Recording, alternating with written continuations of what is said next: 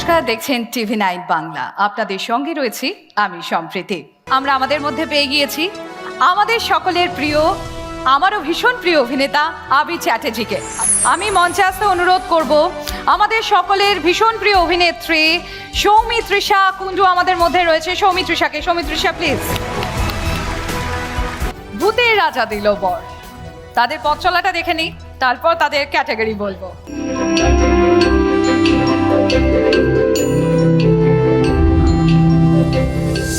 যৌথ পরিবারে নানা ধরনের খাবার দাবার আমাদের হতো, যেহেতু আমরা ওই পার থেকে এসেছিলাম। আমার খুব ইচ্ছা ছিল যে এই বাড়ির ব্যাপারটা যদি সবাইকে যদি খাওয়ানো যায়, তো হঠাৎ নিজেদের মাথা থেকে আসলো যে হ্যাঁ, ভূতের রাজা দিল বর বলে কেরম হয়। তো সেখান থেকেই ভূতের রাজা দিল বর কিন্তু এসছে।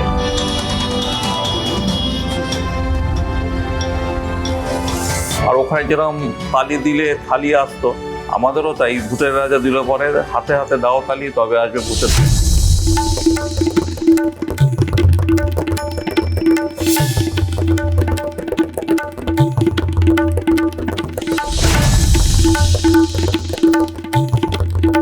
বাড়িতে মায়ের যে রান্নাটা আমরা পাই, সেই রান্নাটাই আমরা চেষ্টা করি ভূতের রাজা দিল বরে সার্ভ করার জন্য। একদম ঘরোয়া, আমরা কোনো রিচ খাবার আমরা পছন্দ করি না। একটা গ্রেভি দিয়ে নানা রকম মাছ মাংস তৈরি হোক, সেটাও আমরা চাই না। প্রত্যেক কটা পদ যাতে আলাদা আলাদাভাবে রান্না হয়, সেটাই কিন্তু আমরা করি। TV9 Bangla branch of Bengal excellence in outstanding Bengali culinary heritage বিভাগে সম্মানিত ভূতের রাজা দিল বর। এই মুহূর্তে আমাদের সঙ্গে মঞ্চে রয়েছেন ভূতের রাজা দিল বরের managing director mister Rajiv Kumar Paul. জোরে একবার হাততালি হয়ে যা। অ্যাওয়ার্ড পেলে তো ভালোই লাগে। চিন্তা ভাবনা করতে হয় যে এই বছরটা কীভাবে কাটাবো, ভূতের রাজা নতুন আইটেম কী করে আনবো, কাস্টমারদের আরও কীভাবে খুশি করতে পারবো। তো এগুলোর পরে যখন নাকি অ্যাওয়ার্ডটা পাই না, মনে হয় যে একটা স্বীকৃতি পেলাম। তো সুতরাং খুব ভালো লাগছে। ইউএসএ তো আমাদের আছেই, এবার আমরা বে এরিয়াতেও আমরা ওপেন করবো সেই পরিকল্পনা আছে। 47টা আমাদের মানে টোটাল ব্র্যান্ড নিয়ে আউটলেট আমাদের আছে। তো এবছর ইচ্ছা আছে যে 50 করবো। ফার্স্ট প্যানেল আজকে আমাদের গ্লোবাল বেঙ্গল। আমি প্রথমেই মঞ্চে আসতে অনুরোধ করব mister Rajiv Kumar Pal, managing partner ভূতের রাজা দিল বর।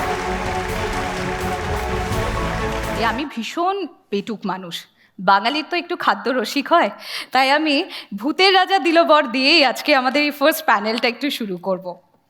এই যে কুলিনারি হেরিটেজ, এটা বাঙালির কাছে একটা বিশাল গর্বের অ্যাসেট আমাদের কাছে।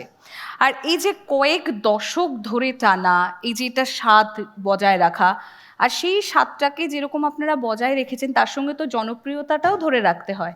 এটা কতটা টাফ চ্যালেঞ্জ? সত্যি এটা খুব টাফ। কেন বলছি সেটা হচ্ছে যে ভূতের রাজা দিল বরের বিশেষত্ব হচ্ছে মানে দাও তালি আসবে থালি। তো থালিটা আসা কিন্তু অতটা সোজা নয় যদি আমি সেইভাবে দেখি, কারণ আমরা তো মেনলি কাজ করি ওল্ড রেসিপির উপরে। তো যেটা আমাদের ঠাকুমা পিসিমাদের হাতে যে রান্নাটা, তারা খুব যত্ন সহকারে কিন্তু ওই সময় রান্নাটা করতেন, আর সময় নিয়ে করতেন।